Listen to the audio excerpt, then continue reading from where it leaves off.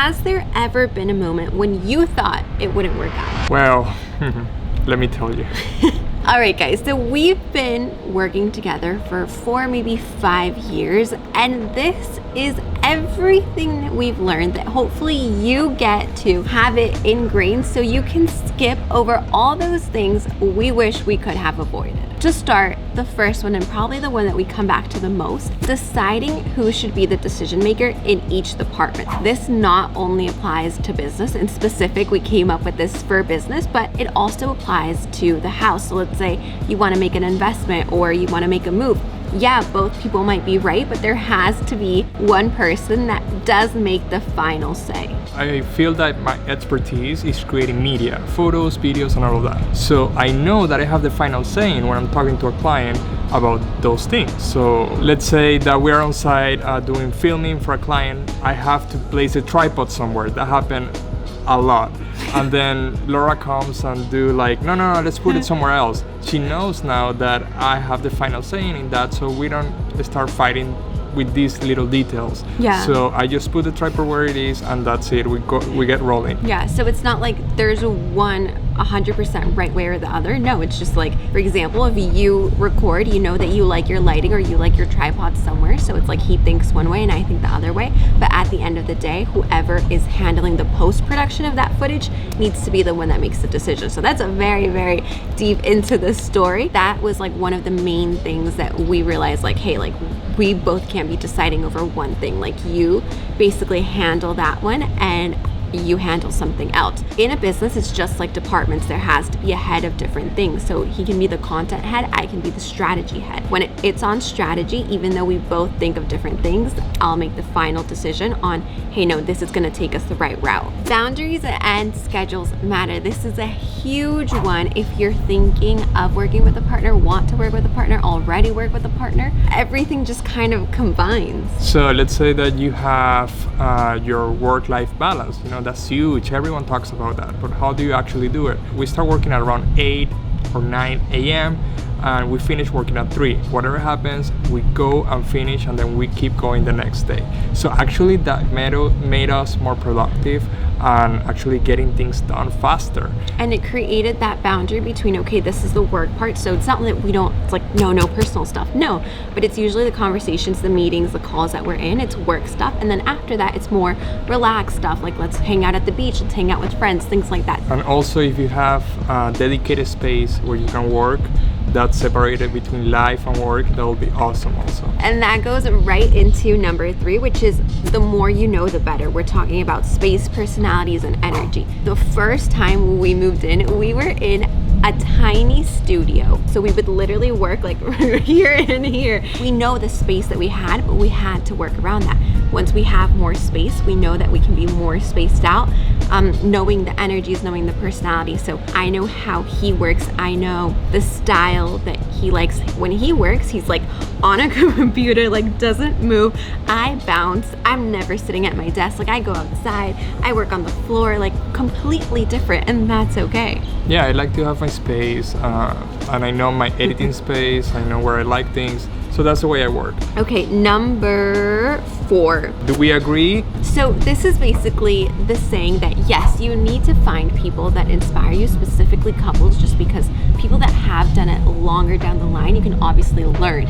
But we made this thing where it's like, do we agree? Yes or no? Some people that inspire us, for example, the Harmozy couple, the Johnson couple, Shalene and Brett Johnson, we love them. Even my grandparents, like my grandparents have worked together their whole life and they've been married forever, a number of years. So it's cool because you see how other people do it, right? Other dynamics, but it's not necessarily that we agree with everything they say, like not at all. There's so many things that people say we're like, we just don't agree, and that's okay. Find the people that inspire you, but make that clear boundary of or yeah. Yeah, everyone has a different lifestyle. There are different points in life, so you won't compare your life with your grandparents, for example, and it's a different time, etc. So you don't have to agree about everything. Before we jump into the hot rapid fire questions, number 5, which is probably one of the most important ones, and this is probably something that you've heard before, but it doesn't get said enough.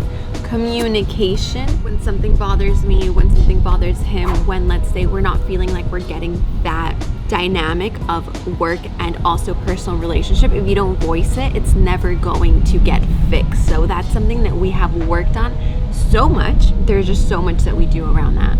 Yeah, and the best part, when you have your boundaries set, you don't have to do a lot of, the arguing that people have. So if you have your things, your chores that you have to do around the house, the work boundaries, all of that, there is no too much to be speaking about arguments or anything like that. Yeah, that's such a good point. Like, the arguing normally happens just because the communication hasn't happened. So if you make sure communication happens, not only first, but before that argument, then there you go. You just avoided this whole moment where it's just not great to be in. You guys sent in some great questions. I have them written down here. We can bounce back. So the first one is, how do you see yourself in the future?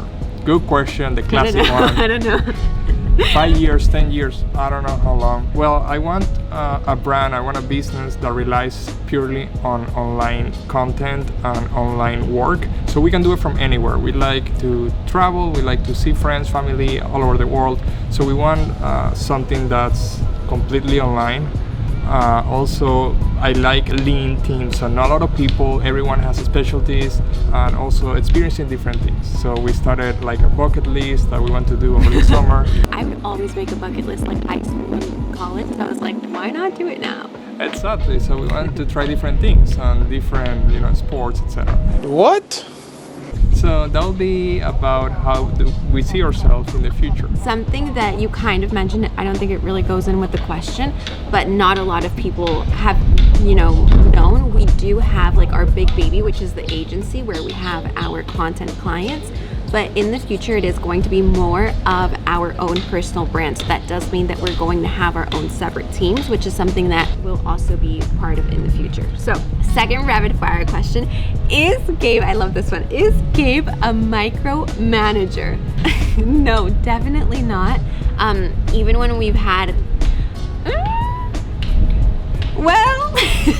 our first hire ever, which we've obviously learned a lot. That was at the very, very beginning of our business. We just didn't really understand how to prioritize tasks. So I wouldn't say that he was a micromanager, but we were, and this was from both of us, we were very like, let us know, like, because it was remote. So it's first hire, like remote was a lot of things, a lot of new things to try at one time. So we made sure that the person was like always tracking in their time, like what were they doing. We had a full like Excel sheet of like everything that had to get done. And well, as you might have guessed, that did not work out. That was from both of us. It was a lot of learning, but I wouldn't necessarily say a micromanager. On the other hand, I like just people to have full, responsibility, and if they are an expert, they should deploy whatever they know, so they should have full access to whatever they're trying to do. This one's juicy. How do you divide money? Yeah, so we just go 50-50%. We follow the profit first method. I know Laura has many videos about it, so go and watch them. Mm-hmm. It's super useful, so you have everything streamlined within the business, and then you pay yourself 50-50% and you get things done. Mm-hmm. So you already jumped into it, but is the 50-50 split? For those of you that asked on Instagram stories, it is. A lot of people go against it. Some people say like, no, somebody should be 51 just because you do need like that top decision maker. Honestly, I think that's where, yes, hear other people, but say, do you agree? Do you not agree? That was the decision we made years ago from our first bikini business. And that's how it's been ever since. It's really about the communication of it also. Has your relationship changed by doing business together? Yes. Yes. For the better, not like impacted. Do you agree? Yeah, I agree. Yeah. It's a different dynamic. It's different than just a regular relationship maybe that you have. This is a completely different dynamic. You need to learn how to navigate these waters. We both worked at a bank. It wasn't the same one, but we also worked like in the corporate world together. I got hired first, and then my manager was like, wait, we love Gabe, like he got hired before there was even like an interview. And I was like, that was before we ever worked together. And I was like, I'm not sure, like what if this, we were just like recently we started dating. I was like, what if this like totally damages our relationship. And that was actually a really cool part because we kind of knew in the future we wanted to do business together, but working together in like a bigger company was something very interesting. And my manager at the end of like the final review, she was like, I think you had a great experience. Like this was obviously a really, really cool learning. She was like, I just feel like your experience might have been better like without Gabe. And I was like, that's a moment where I totally like, I put it in like analyzation mode and I was like, you know, cool if you think that. But on my part, I thought that moment was so interesting because of what I knew I wanted in the future. And it was like that we can work together, we can create this dynamic. So I thought that was really interesting. That's actually a story that my manager told me. Okay, last one. Who is the boss? She's the boss. There's no boss. We're very easygoing. We are very different. As you can tell, Gabe has like a very like peaceful and calm energy. And I think I'm the one that's like, okay, let's go. Let's do this. But I think that really complements each other very well. That balance is really cool to have. I think if there were two very high energy people, like two of me, I think it would like create that clash. That's why when people ask me like, do you recommend it? Working with a partner is not for everybody, and if you see that it's just not your thing, don't proceed with it. So a good way to test it is go ahead and apply to a job, maybe an ice cream shop for a month or so, and work together. And work together there to see how it goes. And if you survive that, everything will be good to go. A-okay. As always, like the video, comment, no, I don't subscribe. say that. No, I don't say that. As always, I'll see you here in the same channel and see you next week. I'll see you right back here on this same exact channel next time. Bye bye. To be the decision maker in each section. Do you want to elaborate on that? The sound, I test, 1, 2, 3.